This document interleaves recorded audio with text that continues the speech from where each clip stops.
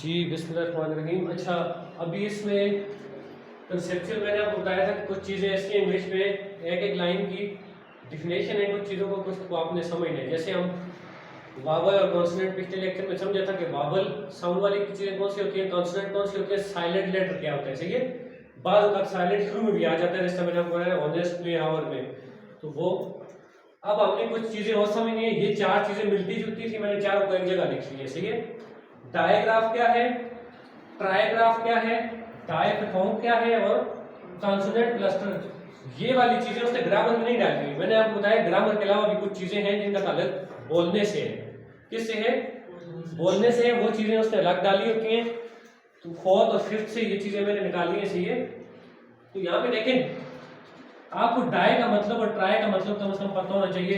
यहाँ भी डाय आगे देखें, डाय का मतलब होता है दो, क्या होता है, और ट्राई का मतलब होता है तीन। अब डायग्राफ वो है जिसमें कहते हैं कि दो वर्ड्स मिलके एक आवाज दें। सही है, मिसाल के तौर पे दो वर्ड्स मिलके एक आवाज, डायग्राफ की मिसाल है चिल्ड्रन। ये आप देखें चिल्ड्रन, चिल्ड्रन में कौन से दो लफ्ज मिलके एक आवाज दे रहे हैं, सी और एच मिलके चे की आवाज दे रहे हैं। सही है, चिल्ड्रन, तो सी और एच यहाँ पे ये चिल्ड्रन का लफ्ज क्या है, डायग्राफ है। इसके दो लफ्ज मिलके, चाहे वो वावल है कॉन्सोनेंट उसको छोड़े, दो लफ्ज मिलके एक आवाज दे रहे हो तो वो डायग्राफ है। सही है, इस तरह और भी आप मिसालें दे सकते हैं। शुड, शुड में एस और एच मिलके शी की आवाज दे रहे हैं। सही है, शुड है, बहुत सी मिसालें हैं। सही है, इसमें आप खुद भी देख सकते हैं। और इसमें जो बुक में दी हुई है चिल्ड्रन, ब्रश, ब्रश के आखिर में एस मिलके शीन की, देखिए एस आखिर मिलके, चाहे वो शुरू में हो या आखिर में हो। जैसे स्कूल में सी और एच मिलके काफी जी, तो देखें ये जो दो लफ्ज मिलके एक आवाज देते हैं, पेज नंबर 5 पे, 5वीं क्लास में भी उसने बताए हुए, 4 में बताए हुए। तो ये इनको कहते हैं डायग्राफ। ट्राइग्राफ थोड़ा सा आपने समझ लिया। ट्राइग्राफ होते हैं जिसमें तीन लफ्ज मिलके एक ही आवाज दे। तो ट्राइग्राफ की क्या मिसाल हो सकती है? ट्राइग्राफ है, गौर करें, ये थोड़ी सी मुश्किल चीज है। ये देखें मैच, मैच की पी और सी और एक तीनों ने मिलके चे की आवाज है या नहीं है? तीनों लफ्जों ने तीनों लेटर ने मिलके एक ही आवाज दी है मैच में। इस तरह फाइट, अब ये एक और लफ्ज देखिए बुक में से दिए हुए फाइट, तो यहाँ पे कौन से तीन लफ्ज मिलके एक ही आवाज दे रहे हैं, आई, जी और देखिए एफ की अपनी आवाज है इसमें, एफ के बाद फौरन आई की आवाज आती है और फिर टी की आती है, बीच में जी और एच गायब हो जाते हैं। सही है, इसके अलावा इसने एक और एग्जांपल दी है स्कॉलरशिप। किस चीज की है? स्कॉलरशिप। सही है,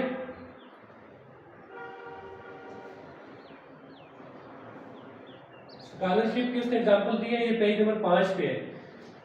तो डायग्राफ और ट्राइग्राफ का देखें, इसमें ये फर्क नहीं पड़ता कि कॉन्सोनेंट है या वोवल है। अगर हाँ दो कॉन्सोनेंट मिल जाए, यहाँ पे दो कॉन्सोनेंट मिल गए या नहीं, सी और एच दोनों कॉन्सोनेंट है, एस और एच दोनों है, एस और एच यहाँ पे दोनों है, लेकिन लास्ट में नहीं है सारी हर बार कॉन्सोनेंट ही हो। कॉन्सोनेंट अगर दो कॉन्सोनेंट मिलके एक आवाज दें तो उनको कॉन्सोनेंट डायग्राफ भी कहते हैं। क्या? हाँ, लेकिन लास्ट में नहीं है, हमेशा कॉन्सोनेंट ही हो, उसमें वावल भी हो सकते हैं कोई। सही है, कॉन्सोनेंट डायग्राफ कहते हैं इसको। क्या कहते हैं? कॉन्सोनेंट। तो ये आपको डायग्राफ और ट्राइग्राफ का फर्क मालूम होना चाहिए। 4th क्लास के शुरू में भी है, पहले चैप्टर में 5th में भी है। अब डायफथोंग क्या है? डायफथोंग भी इंपॉर्टेंट है। डायफथोंग होता है कि जिसमें दो वावल मिलके एक आवाज दे, दो वावल मिलके एक आवाज दे। सही है, तो दो वावल मिलके एक आवाज, इसकी कोई मिसाल आप देखें जिसमें ओ, यू या ओ, ई आगे पीछे आ जाए और आवाज एक ही दे, यानी कि एक आवाज हो और दूसरी वही आवाज उसमें मर्ज हो जाए। आप कह सकते हैं क्या हो जाए? दूसरी आवाज उसमें मर्ज भी हो सकती है, और यानी कि सी का ऑपोजिट है। कॉन्सोनेंट डायग्राफ का ऑपोजिट है डायफथोंग। कॉन्सोनेंट डायग्राफ मैंने आपको कहा दो कॉन्सोनेंट होते हैं, मिलके एक आवाज देते हैं, और यहाँ पे दो। अच्छा, डायफथोंग जो है ना वो एक कॉन्सोनेंट डायग्राफ का ऑपोजिट है। इसमें दो कॉन्सोनेंट मिलके एक आवाज देते हैं। सिर्फ डायग्राफ हो तो उसमें लाजमी नहीं कॉन्सोनेंट ही हो, वो वावल भी हो सकते हैं। अब इसमें देखिए डायफथोंग की एग्जांपल सोचें। गोइंग, अब देखें ये जी और आई जो है ना ये मिलके एक ही आवाज दे रहे, सही है। एक के अंदर वो कह रहे हैं कि या एक आवाज दे या वो क्या हो जाए हाउस, दूसरे के अंदर वो मर्ज हो जाए। अब देखें टाउन, टाउन में और डब्ल्यू मिलके, अब इसमें कॉन्सोनेंट वॉवल लेटर्स की बात नहीं कर रहा, मैंने आपको शुरू में कहा है साउंड की बात करें। बेशक डब्ल्यू है लेकिन डब्ल्यू की आवाज तो नहीं आती, आवाज तो यू की होती है, सही है। टाउन देखें ओ गायब हो जाता है, यू की आवाज निकलती है, ठीक है बात टाउन और फिर एन की निकलती है। इसी तरह और देख लें डायफथोंग में हाउस, ये ज्यादातर और यू होते हैं, ये ज्यादातर क्या होते हैं और यू एक आवाज निकाल होते हैं, सही है। हाँ, बस ये इस तरह के एग्जांपल्स हैं, सही है। बुक में आपने देखने डायफथोंग बुक में क्लास 5 में पेज नंबर 38 पे है, क्लास 5 पेज नंबर 38 पे है। तो यहाँ से आपको अच्छा कॉन्सोनेंट क्लस्टर क्या होता है, ये कॉन्सोनेंट क्लस्टर समझने के लिए आपको क्लस्टर समझना पड़ेगा। पीछे में देखें क्लस्टर होता है गुच्छा। हम जो स्कूल लीडर है हमें जो क्लस्टर, हमें जो एक पूरा वो सर्कल मिला हुआ है जिसके अंदर 11-12 स्कूल होते हैं, तो उसको हम कहते हैं क्लस्टर, फलां क्लस्टर है, सही है। तो क्लस्टर कहते हैं एक जगह जी। तो उसमें अब ये उस तरह नहीं है कि 3 मिलकर एक जैसी आवाज दें, 3 क्लस्टर के अंदर हर एक की अपनी, देखिए हमारे क्लस्टर में 11 स्कूल है तो हर स्कूल की अपनी शिनाख्त है। अगर ये 3 मिलकर एक ही आवाज दे रहे होते तो फिर तो ये ट्राइग्राफ बन रहे ना।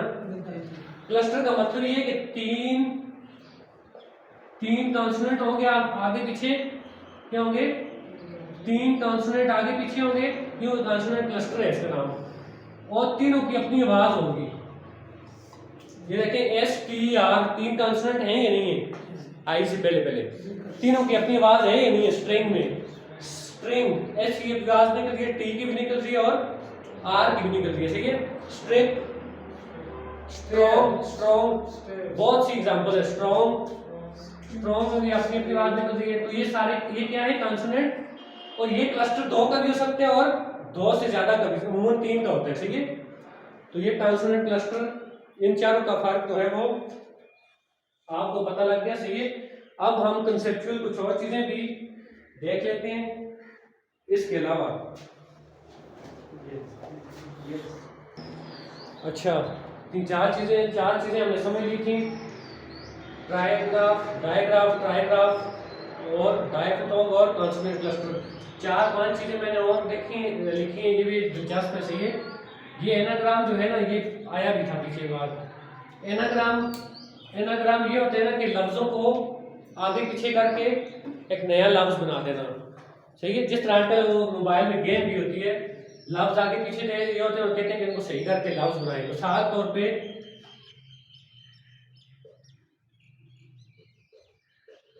ये मैंने लिख लिया, आगे पीछे कोई लफ्ज नहीं है, ये उल्टा सीधा आगे पीछे मैंने लिख दिया। अब आपको कहेगा कि इससे लफ्ज बनाए, क्या बन रहा है इससे थिंक, सही है। तो इस तरह आपसे ये भी पूछ सकते हैं कि एनाग्राम असल में होता क्या है। तो आपने समझना लफ्जों को आगे पीछे सीक्वेंस में करके लफ्ज बनाना, या इस तरह का एक लफ्ज दे के कहेगा कि इसका एनाग्राम क्या है, सही है। तो बहुत आसान चीज है। वीओ के पीछे क्या लगता है, वीओ नहीं वो और चीज है, वो और चीज है। ये जो है वो लफ्जों को तरतीब दे के सही लफ्ज बनाना, जैसा कोई मतलब बन रहा हो, सही है। अच्छा ये होमोफोन्स क्या चीज है, और होमोनेम्स इससे निकले, और होमोग्राफ ये एक चीज उसने आज पहले क्लास में लाई है, फिर आगे लाई है, फिर आगे मैंने तीनों को एक जगह कर दिया है। देखिए होमो पहले लफ्ज पे गौर किया करें। होमो का मतलब होता है सेम। क्या होता है? सेम। और फोन्स का मतलब होता है आवाज। तो वो लफ्ज जो सेम आवाज देते हैं लेकिन उनका मतलब मुख्तलिफ होता है। मिसाल तौर पे सन और सन, एक सन बेटा है, एक सन सूरज है। आवाज तो एक ही है। होमोफोन्स का मतलब है आवाज सिर्फ एक होनी चाहिए, मतलब मुख्तलिफ होंगे। सही है। और भी आप देख सकते हैं इस तरह के बहुत से लफ्ज हैं जिनकी आवाज एक होती है निकालते हुए और मतलब मुख्तलिफ होते हैं। सही है। होमोनेम्स क्या है? इस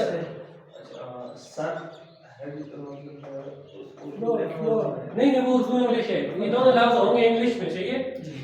होमोनेम्स देखें क्या होते हैं। होमोनेम्स का मतलब ये है कि मतलब तो देखें डिफरेंट होगा, सब में मतलब डिफरेंट ही होगा। इसमें क्या था? आवाज सेम है, मतलब डिफरेंट है। तो यहाँ पे क्या होगा? होमोनेम्स में और होमोफोन्स में फर्क क्या है बुनियादी तौर पे?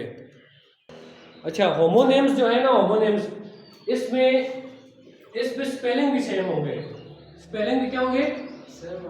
स्पेलिंग भी सेम होंगे, आवाज तो होगी सेम। फर्क क्या है? मीनिंग का। सिर्फ और सिर्फ ये बैट जो है आपने गले के लिए भी इस्तेमाल किया होगा, चमगादड़ के लिए भी होता है। सही है। तो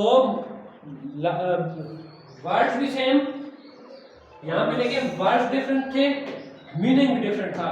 यहाँ पे वर्ड भी सेम है, आवाज भी सेम है और मीनिंग मुख्तलिफ है। बैट बल्ला और बैट चमगादड़। होमोग्राफ क्या है? होमोग्राफ भी इसी से निकले, यानी कि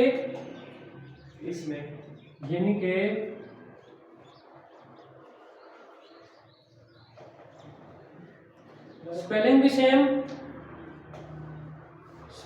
सेम, प्रोनाउंसिएशन भी, यानी कि स्पेलिंग भी सेम, उनका पढ़ना भी सेम, मीनिंग डिफरेंट है, लेकिन एक और चीज भी डिफरेंट है। एक और चीज डिफरेंट होगी तभी तो ये होमोनेम से मुख्तलिफ होंगे ना, वरना तो वही बन जाते हैं। इसमें एक और चीज डिफरेंट ये है कि इनका ओरिजिन भी डिफरेंट होते हैं। क्या होता है? दो फर्क है।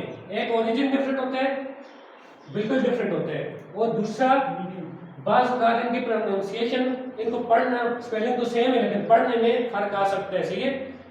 यहाँ पे जैसे स्पेलिंग मुख्तलिफ थे लेकिन पढ़ने में एक जैसे ही है।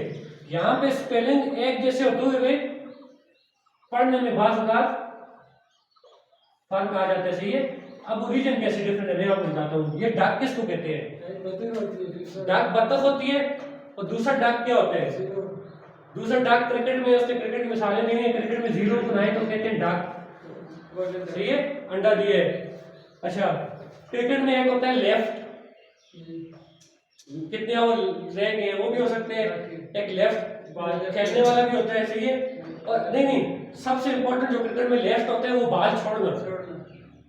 बाल आती है वो नहीं खेलता, वो छोड़ देता है, उसको कहते हैं लेफ्ट कर दिए बाल।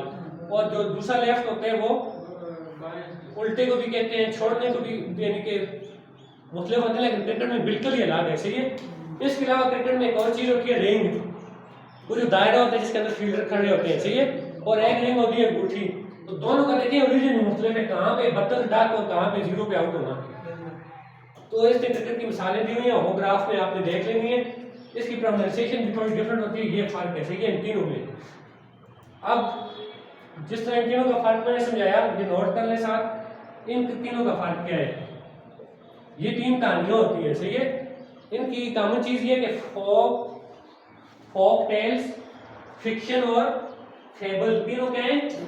कहानियां हैं। सही है। स्टोरीज की टाइप है। ये जो फोक टेल्स है ना, इसको अपनी जुबान में कहते हैं, अपनी जुबान में इसके लिए एक लफ्ज होता है फोक टेल्स के लिए, जो नस्ल दर नस्ल चलती हैं, जिसको कहते हैं लोक कहानियां। क्या कहते हैं? लोक कहानियां। इसकी क्या खसूसियात हैं? एक ये लिखी हुई नहीं होती, वर्बल होती है। क्या होती हैं? जुबानी होती हैं, लिखी हुई नहीं होती। दूसरा ये होता है कि ये नस्ल दर नस्ल चलती हैं, जनरेशंस में। वो आपने देखा होगा कि ये जो पढ़ते हैं ना वो शादियों पे, वो जुबानी कुछ लोगों को याद होते हैं, शजरे याद होते हैं, कुछ कहानियाँ ऐसी होती हैं जो नस्ल दर नस्ल चलती हैं, दादे ने बेटे को सुनाई, बेटे ने आगे सुनाई, तो लिखी हुई नहीं होती, इनका एतबार भी नहीं होता, इसमें गट मिक्स भी होती हैं चीज़ें। सही है, इसको कहते हैं लोक कहानियाँ, हर एक सकाफत की अपनी कहानियाँ होती हैं। फिक्शन अच्छा ये लिखी हुई नहीं होती, ये सबसे इंपॉर्टेंट पॉइंट है इसमें। सही है, ये जुबानी कलामी चलती है, वर्बल जुबानी तरीके से। सही है, लिखी हुई नहीं होती। फिक्शन ये है कि ये भी होती जो है वो मफरूजे की कहानी ही होती है, फिक्शन स्टोरीज आपने सुना होगा, लेकिन ये एक तो होती लिखी हुई है।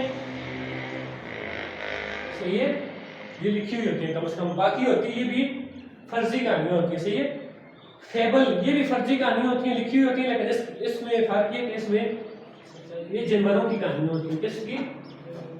इसमें किरदार क्या होते हैं, आपने बहुत से देखे होंगे, शेर और बंदर, और वो एक कहानी एक रसाले में छपती होती थी, उसमें जानवरों का आपस में क्रिकेट मैच हो रहा होता था, आधे खिलाड़ी एक तरफ है, आधे दूसरी तरफ है।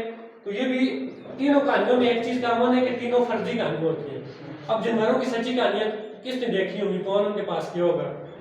फिक्शन स्टोरी में जो है ना वो बेचने के लिए ज्यादा से ज्यादा उसमें मिर्च मसाले डाले होते हैं। सही है, तो ये तीनों में फर्क मैंने आपको बता दिया। ये जानवरों की किरदार जानवर होते हैं, इसमें इंसान ही होते हैं किरदार। ये भी लिखी हुई होती है, ये भी लिखी हुई होती है, ये लिखी हुई नहीं होती, जुबानी कलामी होती है, फोक टेल। सही है, अब आखिरी चीज एक मैं आपको बता देता हूँ, सिलेबल या मल्टी सिलेबल क्या होता है, मल्टी ज्यादा। देखिए सिलेबल वो होते हैं एक लफ्ज पढ़ते हुए आप उस लफ्ज को कितने हिस्सों में तोड़ सकते हैं। ये लफ्ज है कॉम पेन नियन, इसको पढ़ते हुए आप कितने लफ्जों में तोड़ सकते हैं इसको? कॉम आप इसे पढ़ो, कॉम पेन नियन, कितने सिलेबल है इसमें? तीन सिलेबल है। सही है, अच्छा इसकी निशानी क्या है? इसकी एक और निशानी भी है। अच्छा इसमें कितने हैं, मैं आपके लिए एक लफ्ज लिख रहा हूँ, मुझे बताएं इसके अंदर कितने सिलेबल होने चाहिए? कितने होने चाहिए? देखिए पढ़ते हुए बात आपकी कह सकते हैं कि इसमें दो है बनाना, लेकिन आप तो किस चीज पे गौर करना है? आप तो इस चीज पे गौर करना है कि जो भी सिलेबल होते हैं उसमें एक वावल साउंड होते हैं, एक से ज्यादा नहीं हो सकते। देखें कॉम एक ही वावल है वो साउंड, पेन एक ही वावल है, नियन एक ही वावल है वो। सही है, तो आपने इसको वावल देखें, बनाना तो उसने तीन हिस्सों में तभी तकसीम किए, बा एक वावल साउंड, ना फिर एक वावल साउंड, ना एक। तो वावल साउंड से समझने एक कंपेनियन या बनाना के अंदर जितने भी सिलेबल है उसको आप देखेंगे वावल साउंड एक ही है, एक सिलेबल के अंदर दो वावल साउंड कभी भी नहीं हो सकते। सही है, उसको एक में ही तोड़ना है। तो बनाना के अंदर भी जैसे ये तीन है जी, एक ये है, कॉम के अंदर एक है, पेन के अंदर एक है, ये दो हैं, साउंड तो एक ही दे रहे हैं। पीछे आपने क्या पढ़ा था, डायफथॉर्म। सही है, तो बहरहाल तीन चार चीजें और हैं। अच्छा ये देखें कुछ कंसेप्चुअल चीजें और आ गई ऊपर, जो मैंने 5 लिखी हुई है ना, इन 5 का आपस में ताल्लुक है। उसने एक जगह लिखी है, दूसरी जगह, तीसरी जगह। ये एक तो ये याद रखें, ये पोइट्री में होती है ज्यादा चीजें, जितनी मैंने लिखी है पोइट्री से लाई है। ठीक है, सिमिली के लिए आप उर्दू में एक लफ्ज इस्तेमाल करते होते हैं तशबीह, किसी चीज के तशबीह कहना। He is like a line, he is brave like a line, वो शेर की तरह बहादुर है। He is beautiful like moon, वो चांद की तरह खूबसूरत है। तो तशबीह में लाइक एज तशबीह, दूसरी चीज के साथ तशबीह देना, इस तरह के लफ्ज लगा के। सही है, मेटाफर, और मेटाफर को कहते हैं उर्दू में इस्तिहारा, दरमियान में तशबीह नहीं देनी, लाइक एज नहीं लगाना, डायरेक्ट उठा के किसी इंसान को he is a line, he is a line, वो शेर है। इंसान को डायरेक्ट उसने क्या बना दिया, जानवर बना दिया। हालांकि लाइन में जानवर है, उस पर खुश होगा, लेकिन जानवर कहेंगे तो खफा होगा। तो इसमें लाइक और एज केस नहीं होता, he is a line, he is a moon. इंसान को क्या बना देना, गैर इंसान जो भी चीज़ है, चाहे वो जानवरों में है या बहादुरी की बुनियाद पे या उसकी जो है वो खूबसूरती की बुनियाद पे डायरेक्ट उसको। पर्सनिफिकेशन ये है कि देखिए पर्सनिफिकेशन इसका उलट है। अभी तक हम इंसानों को कंपेयर कर रहे थे किससे, शेर से या चांद से। इसमें क्या करते हैं कि जो गैर जानदार चीजें हैं उनमें इंसानों वाली खसूसियात ले आते हैं उलट, यानी कि दरख्तों ने, शायरी नहीं हो सकती ऐसी चीजें, मैंने कहा आपको कहा ये पोइट्री की चीजें हैं, दरख्तों ने बाजू खोले हुए थे, शायरी में ऐसी चीजें देखी आपने, दरख्त झूम रहे थे, अब झूमता तो इंसान है। तो जब नॉन लिविंग में इंसानों वाली खसूसियात शायर डाल देगा तो उसको क्या कहते हैं, पर ये आता भी है अच्छा पर्सनफिकेशन, इसमें से चीजें आती हैं। एलिट्रेशन का मतलब होता है शायरी में जो चीजें रिपीट हो रही होती हैं, यानी कि जिसका पहला लफ्ज सेम होता है, कोई भी लफ्ज मिसाल तौर पे पार्क, ये मैं वैसे मिसाल दे रहा हूँ, पार्क के साथ और क्या हो सकता है, जैसे पी, शुरू में पी भी आए तो फिर भी ठीक है, लेकिन पी है, दो लफ्ज भी आए तो पेयर, पेयर। तो अब देखें ये आप उर्दू की शायरी में भी देखी होंगी, और ये वर्ड जो है वो सेम सेम आ रहे होते हैं, तो इसको उसका नाम दिया किसका, लिटरेशन। इसके मैं नोट्स भी भेजूंगा, मेरे पास नोट्स भी है इंग्लिश में, अच्छा तो नोट्स भी आपको भेजूंगा, वहां से चीजें मजीद क्लियर हो जाएंगी। इमेजरी देखें, नाम से जाहिर है ख्यालात, इमेज यानी कि अपने जहन में तस्वुरात जो शायर बनाते हैं, सही है, वो ख्याली पुलाव, तो वो वाली चीजें क्या होती हैं, इमेजरी होती है, सही है, यानी उसमें ये चीज नहीं आती, नॉन लिविंग में लिविंग वाली नहीं आती, उसमें ऐसी चीज होती है ना कि आप आपके जहन को ट्रैक करने के लिए कि मैंने जो है वो समुंदर के किनारे लहरें उठ रही थी, यानी चलिए ये तो इमेजरी नहीं है, लेकिन ऐसी चीजें जो तस्वुरात की चीजें हो, सही है, तो ये एक अलग चीज आ जाती है, इसको कहते हैं इमेजरी। तो पांचों के दरमियान वाज़ेह फर्क है, लाइक एज आते हैं इसमें डायरेक्ट, इसमें नॉन लिविंग में लिविंग वाली चीजें, इसमें रिपीट होने वाली चीजें, उसमें तस्वुरात होते हैं, ठीक है। अच्छा ये जो चीजें ये भी शायरी की हैं, रिदम, रिदम वो चीज होती है जिसमें वो लेयर होती है, सही है, जिसको हम उर्दू में लेयर कहते हैं। स्ट्रेस, जैसे स्ट्रेस दबाव को कहते हैं, स्ट्रेस ऐसी चीज है कि शायर शायरी में किसी चीज पे जोर दे रहे हैं, एक लफ्ज को बार बार ला रहे हैं या जोर दे के कह रहे हैं, तो वो क्या है, स्ट्रेस है। ये पैराफ्रेज और समरी क्या है, समरी देखें, समरी कहते हैं खुलासे को, इसमें लोग कंफ्यूज हो जाते हैं। समरी कहते हैं खुलासा, एक चीज है, एक चीज है, उसको आप अपने लफ्जों में लिख लें, सही है, इन यूर वर्ड, सही है, शार्ट करके लिख लें। जिस तरह आज क्लास ले रहे हैं तो आप मुझे क्लास का खुलासा बताएं, तो आप अपने लफ्जों में बताएंगे, मेरे लफ्जों में नहीं बताएंगे कि 2-2.5 घंटे की क्लास है तो मेरे लफ्जों में बताना शुरू, आप अपने लफ्जों में थोड़ा सा उसे 5-10 मिनट का खुलासा बता देंगे, हमने ये पढ़ा, सही है। पैराफ्रेज वो होता है जिसको हम उर्दू में तशरीह कहते हैं, तशरीह, खुलासे और तशरीह में फर्क है। पैराफ्रेज में आपने शायर के जो शेर हैं उनसे हटना नहीं है, ये नहीं है शायर कुछ और बयान कर रहे हैं आप अपने लफ्जों में शुरू हो जाएं, उसी के लफ्जों की तशरीह करने को क्या कहते हैं, पैराफ्रेज कहते हैं, सही है। तो ये शायरी की चीजें थी 4, 5, 6, तो आपको इनका फर्क पता होना चाहिए। अच्छा ये दो चीजें देखें, कैपिटलाइजेशन और पंक्चुएशन। कैपिटलाइजेशन नाम से जाने किसी वर्ड को स्मॉल को कैपिटल करके लिखना, कहीं पे कैपिटल है तो यानी कि ये इस तरह की चीज आती है, अगर ये 4th 5th में शुरू में बिल्कुल कि कहीं पे आपको एक जुमला रहेगा उसमें लफ्ज कैपिटल बन रहा होगा लेकिन उसमें स्मॉल लिखा हुआ होगा, तो आपने याद रखना है कि एक लफ्ज जो शुरू में आते हैं, देखें एक तो प्रॉपर वर्ड है, जिस तरह मैंने आपको प्रॉपर नाउन बताए थे, प्रॉपर नाउन चाहे वो शख्स का नाम है, चीज का, जगह का, वो जुमले के शुरू में आए, आखिर में आए, दरमियान में लाजमी कैपिटल होगा। दिनों के नाम, महीनों के नाम, किसी खास शख्स के, खास जगह के, खास उसके, सही है, वो प्रॉपर मुल्कों के नाम, मुल्क भी के प्रॉपर नाउन होते हैं, सही है, पाकिस्तान, इंडिया, जो भी है। अच्छा तो शुरू वाला वर्ड चाहे वो कामन, क्या शुरू वाला वर्ड जो है वो लंगड़ा भी हो तो उसको प्रॉपर ही करना है, सही है, कैपिटल ही करना है शुरू में, सही है। अच्छा ये कैपिटल जो है वो आपने आपके 4th 5th में शुरू में, बल्कि कैपिटलाइजेशन उसने हर चैप्टर के साथ थोड़ी थोड़ी रखी हुई है, सही है, तो आपने ये चीज लाजमी देखनी है, बुक में आसान है। पंक्चुएशन क्या होता है, देखिए पंक्चुएशन में मुख्तलिफ चीज़ें होती हैं। एक पीछे मैंने आपको एक्सप्लेनेशन मार्क बताया था, जो जज्बात हो उनके आखिर में एक कामा होता है। कामा आपको पता है कि कहाँ पे लगते हैं। चीज़ों को अलग अलग करने के लिए बहुत सी चीज़ें हैं, लिस्ट दी हुई है पूरी। संडे, मंडे, ट्यूसडे, कामा लगेगा, आखिरी वाले के दरमियान में एंड लग जाएगा। सही है। अच्छा, ये एपोस्ट्रॉफी होता है। ये क्या होता है?